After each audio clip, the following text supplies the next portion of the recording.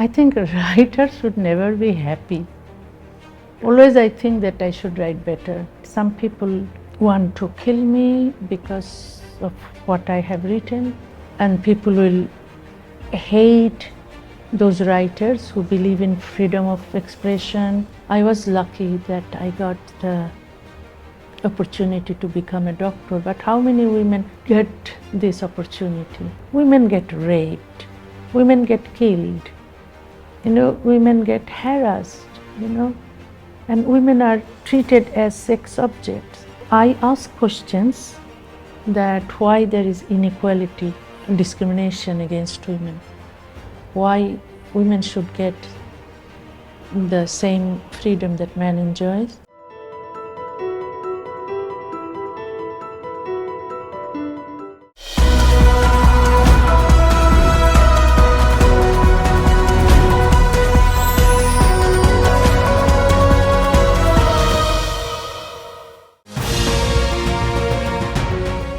Welcome to the discussion. As I mentioned before, we don't want to go this as an interview, that cliche interview type. We just want to discuss something. We can discuss each other, the concept, the ideas regarding your perception and also mine. Everyone, now we have the famous writer, activist, feminist, and also an MBBS holder, physician, and a secularist, the famous writer Taslima Nasrin we have with us. So we are starting our discussion. We are discussing the concepts, some of the ideas, each of us among, and the sharing our insights, and for you also. Ma'am, I am representing the viewers of Sabha TV, the official channel of Kerala Legislative Assembly. So first of all, I am asking you frankly and more directly, in the past years you have made so much enemies and so many friends all around the world, only just because you are standing for a particular phenomena, and you are sturdom, and firmly you are standing that particular concept, that idea. So many peoples and communities are urging for your blood, they are praying for your death, seriously, and as we all know. And there are also so many theorists, reputed personalities, students, feminist activists, and all corners of the society. The peoples are praising you and they are seeing you as a role model. There are these distinguishing in your life, okay, these ups and downs. So firstly, are you happy with as a writer in your life, with these ups and downs, occupationally, socially, emotionally? I think writers should never be happy. Always I think that I should write better. And the books, so far 50 books I have written. But even though many people like those books, I think I should have written better. And I'm not satisfied, so I'm not very happy. I think I should write the best books in future. And I haven't written my best book yet. But anyway, the reaction that I see, that some people want to kill me because of what I have written. Because of your ideas? Because of my ideas, because of my, mostly ideas. And some people love me because of my ideas. So there is a conflict, of course. Conflict is among the people who believe in secularism versus the people who believe in fundamentalism. I think, of course, the conflict is there. The conflict is between innovation and tradition, between humanism and barbarism, between some people who want to go forward and the people who want to go backwards. So this conflict will remain, I think, and people will hate those writers who believe in freedom of expression, who believe in women's equal rights, who believe in everybody's human rights. So because there are some ideologies also exist in this world which actually teach hatred and violence. And as long as it exists, I think that writers or the artists who support humanism, who support women's equal rights and human rights will suffer. So when we are speaking about women's right or feminist perspective, I'm doing my research in sociology. So that's why I'm connecting the Virginia Woolf and Simone de Beauvoir. When I read about you, there is a mentioning that these two personalities influenced you, developing your feminist perspective and the ideological standing point of view, sort of that creating that conceptualization. So how did they influence you? Actually, I read them when I had to. I read Western feminists only when I had to leave my country and then I had to live in the Western countries. Before that, when I was speaking about women's equal rights in Bangladesh, at that time I didn't know about Western feminism. I didn't read about them and I didn't read their books. I became feminist because I asked for women's equal rights, and it is not because I learned women's equal rights from somewhere else. It is just I ask questions that why should women stay at home and don't go to school or colleges, or why should women become dependent on men, but men have the liberty to go to school, colleges and study in the universities and get jobs, and there is no problem. But whenever women wants to go out and whenever women want to get their freedom, then society opposes. And I asked them why. And my father was a very, kind of very progressive person. So he allowed us, me and my sister, to go to school and to go to medical schools or medical colleges to get the degree and become independent. The degrees and academic. He was a doctor and he wanted all of us, men and women, or his daughters and sons, to become doctors. He gave freedom to all of them equally. But not all fathers are like that. Many fathers just force their daughters into marriage, and those daughters or those girls don't have any opportunity to become independent. Yeah. So I think that I'm lucky. I was lucky that I got the opportunity to become a doctor. But how many women get this opportunity?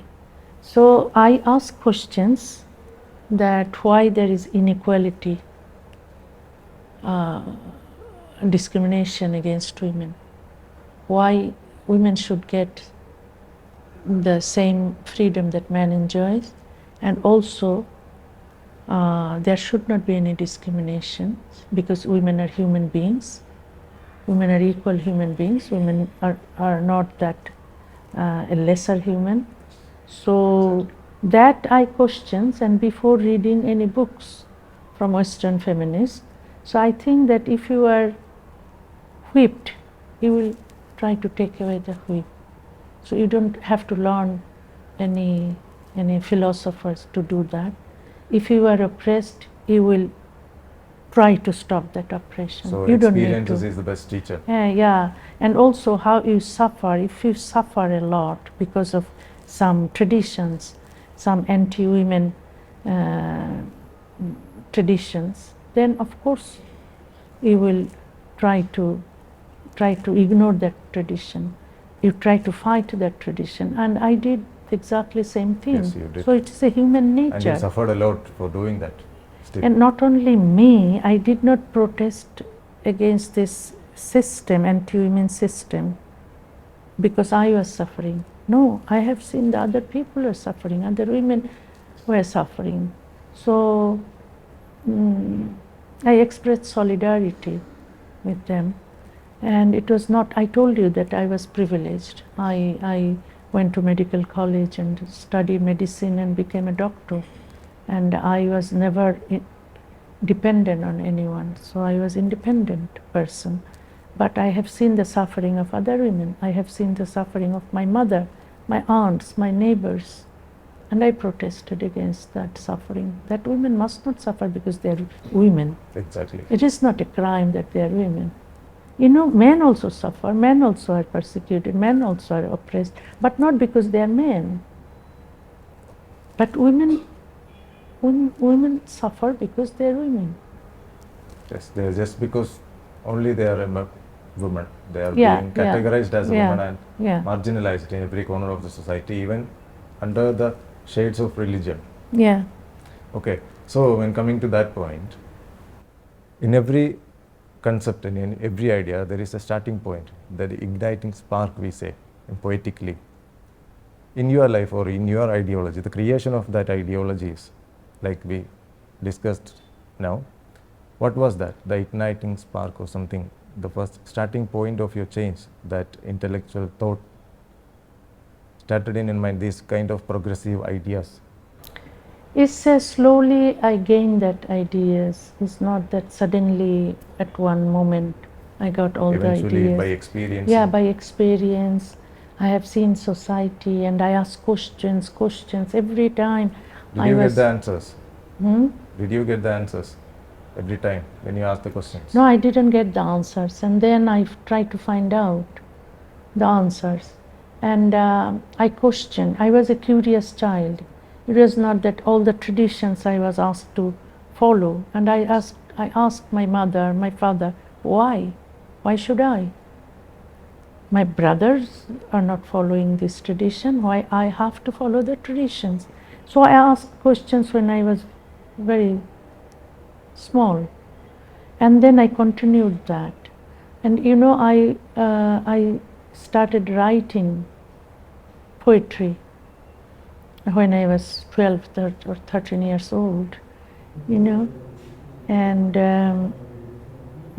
you know, our house was kind of, of course it was secular house. My father was a very secular person, and also my brother wrote poetry. So I think I was influenced by him that I started writing poetry. And I also edited a poetry magazine when I was 17 years old. Okay. And then my second brother used to play guitar. My eldest brother used to play violin. So my younger sister sang songs. So all the family was included in literature, culture, arts, and all the things. Yeah. And that's the paved the way for you. That your family paved the way for you. Yeah. But I was influenced by my brothers. Anyway, and I continued writings. But then when I was in school, in colleges and medical schools, and when I saw my patients, I have seen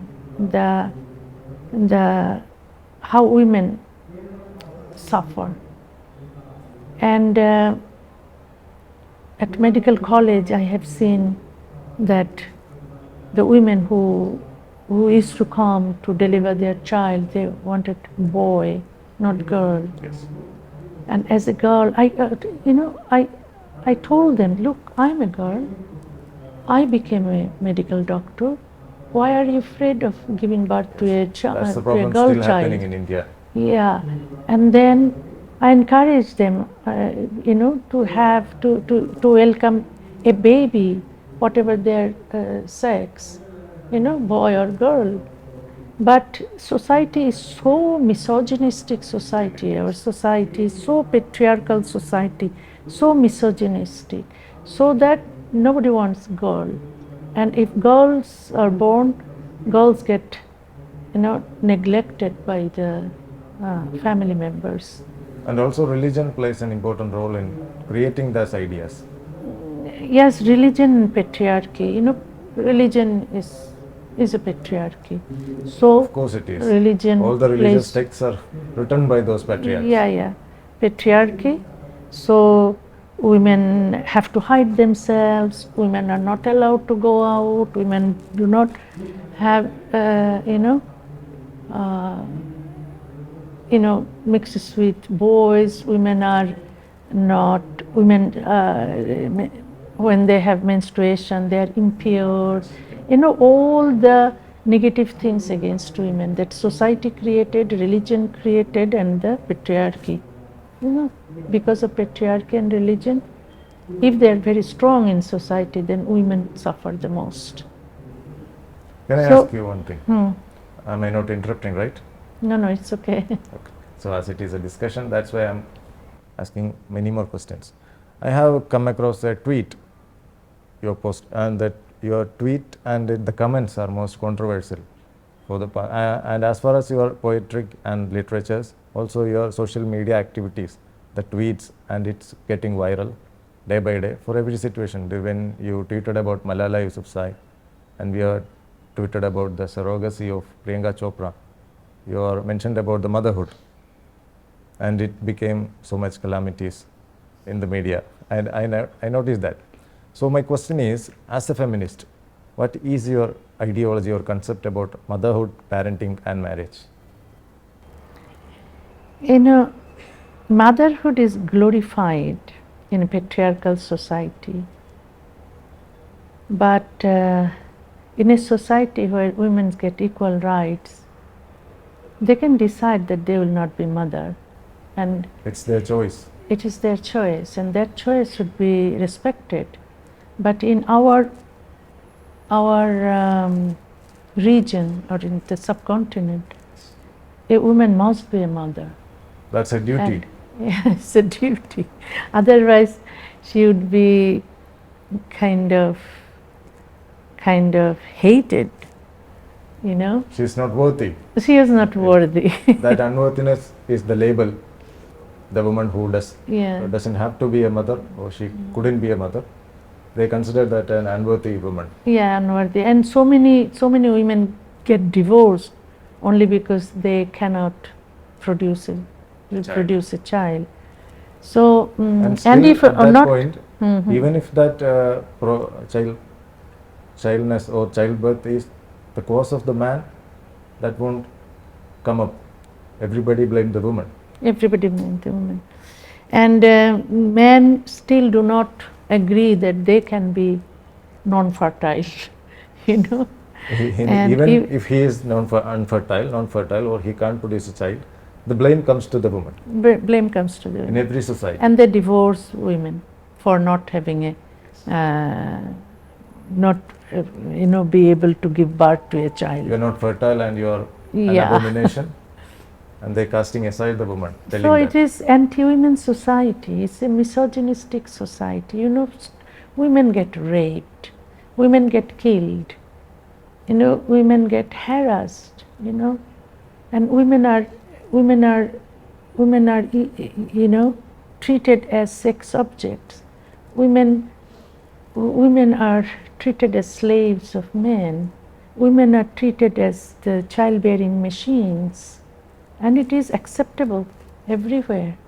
So how can you think that it is an equal society? It is not an equal society. So I think that it is for human rights. Women's rights are human rights. So I felt kind of responsibility to fight for women's equal rights. I think it is not only good for women, it is good for men, For everyone. for everyone. Human Men rights are for living, all, every human. because I don't want men to live with their slaves, men to live with the equal companion, Exactly. with love and respect for each other. If you bring a slave at your home, you will not respect. We will always consider him or her as a slave. Yeah. So it is going on, so that I felt kind of, you know, I not only write for women's equal rights, I also write for the persons, whoever is oppressed. You know, the religious minorities, indigenous people, they are persecuted people. I am So coming to that I stand firmly for for the them. Yeah. feminist rights, right? So when we talk about the religious, I'm not only feminist, I call myself secular humanist. yes, I have mentioned it when I introducing it. Yeah. So the question, not a question, okay. The next subject that I am putting towards you is that in a time you stated that boycott Islam. I think I have noted it in after the attack at a church in Nice 2020. There was a statement came, boycott Islam. And then no, not before that, you have stated about the abolition of Shariat, Yeah. that law, something like that. So the question is, how Islam plays the key roles for the suppression of females, in your point of view? Or when did you come to know about this particular religion playing their role in the lives of the woman, the Muslim woman, Yeah. and the You know, role of religion I or came Islam in the from- suppression of that particular gender? I came from a Muslim family. My father was not religious,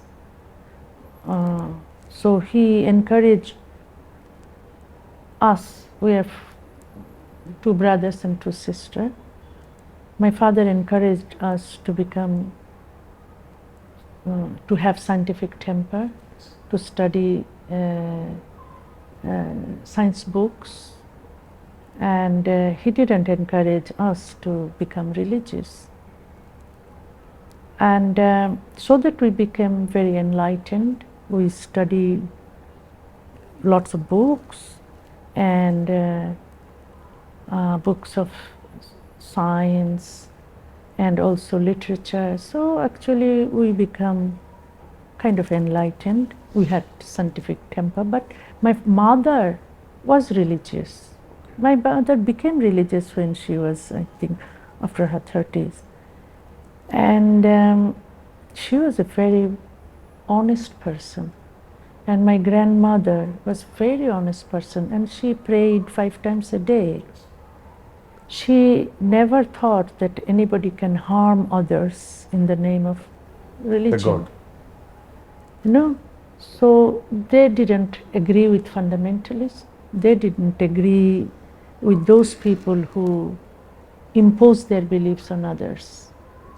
And they didn't believe any kind of pressure on women that they must not go out, they must not study, they must not become independent, financially independent. No, they thought their religion supports equality between men and women. It was their belief, you know. They couldn't read the Quran. They read Quran in Arabic, so they didn't know the Bengali translation of the Quran. They haven't read the Bengali translations so that they could understand the words of Quran. But whatever they believe is that very equality and justice in their Islam. So they interpreted Islam In this way. manner. Yeah. Okay. But when they see fundamentalists, when my mother saw fundamentalists wanted to kill me, fundamentalists What? issued fatwa against me, and the fundamentalist demanded my execution by hanging. My mother was furious against them. So my mother was also Muslim, and those jihadis were also Muslims. So you have to find out that which kind of Muslims actually you need. They can believe in Islam in their way, and they will not believe in any harm against any person, in the name of Islam or in the name of God. So I wanted no Sharia law which discriminates against women. I wanted the laws based on equality and justice. But if you want to believe in any religion, you can believe. But you don't have to oppress people in the name of a religion. That always I wanted. I know that there are honest people who are religious, and I know there are dishonest people, harmful people, barbaric people in Islam. So when coming to that, if I tell you that your name influenced my family once, can you believe that? When my sister was born in 1999, my parents named her after you, Taslima. For over a week, after my grandfather knew about this, he made a calamity in my house. And who asked you to put your name to my granddaughter? Immediately you have to change it. And he made that every problem because of your attitudes and your criticisms toward the Prophet. I still remember, he mentioned that. And now they changed her name as Safna. And now I am interviewing you and he is in heaven now. That's the comedy part. Yeah. I just, when I was allocated to interview, to discuss with you, I asked my colleague, I discussed this thing with her. So that's, I have a, and at that time, during that issues were happening, that's the first time I am first hearing about you. And who is her? Who is she? Did she something wrong for the society? As a child, I didn't know anything. But eventually, I have I started read about you. But there is many misunderstanding. Yes, misunderstanding. And very, so many things that you entertained or you stood for, there are solely good things. And when we are looking into it interpretively and we are describing it, we could understand the possibilities and the fruitfulness of that particular concept. But the religious fundamentalists, they misinterpreted everything. No, they try to malign me. Yes. So that people could, hate me and discard me, and they want that. Not only because you are criticizing their religion, but also because you are a woman. You're a woman, and I demand for women's rights. Who is she to criticize our religion? That's their agenda. Yeah, but lots of people are criticizing anyway. That was not their main issue. I think that, okay, it is number one maybe, but another also accusations they have that why I encourage women to get freedom. Because they want to suppress women and they want to show the power over women. That is they enjoy their religion that way also. So if I ask women to get education and to get a job, to become independent, they don't like it because they like to, to suppress women. They want women to be, what I said, slaves of men. Exactly. And the sex object and child-bearing machines. If women get liberation or women get liberated, then they would not respect the abusive husbands. They would protest against that, and they hate the women who protest. And when we are coming into that sex slaves, something like that, I conducted my research in my MPhil when I was studying in my MPhil during the COVID time. My subject was how did the sex workers survived during the COVID time, because they cannot see physically, they cannot do anything like that. So the findings were much interesting, and these kind of sex slaves mentioning that you mentioned about the sex slave word and the connotation, even the sex workers, those who provide the happiness for the men, they are also undergoing the suppressive ways. In every corner, even the sex workers, as a wife, as a doctor, even as a teacher, in every corner, every occupation, whichever character a woman wearing or whichever position a woman stays, everyone experiencing that kind of male chauvinism or patriarchal what we call patriarchal hierarchy or their power. So do you think can the society will change, or could we change it through literature works, through your writings? Not only yours, through the letters and the concepts could change the world? Yeah. First, you know what you said about sex workers. I don't call them sex workers. I don't, men made them What they prostitutes. So I call them prostituted women. Okay. Because I don't want any kind of prostitution. And it is slavery. And, bodies are not for sale. There should be rehabilitation, and those women should work with their dignity and honor. And actually they are used for men's pleasure. And many people say that this profession is the oldest profession. No, it is not the oldest profession. It is the oldest oppression against women. Okay, ma'am. So we don't have much time to elaborate our discussion. Thank you for your time.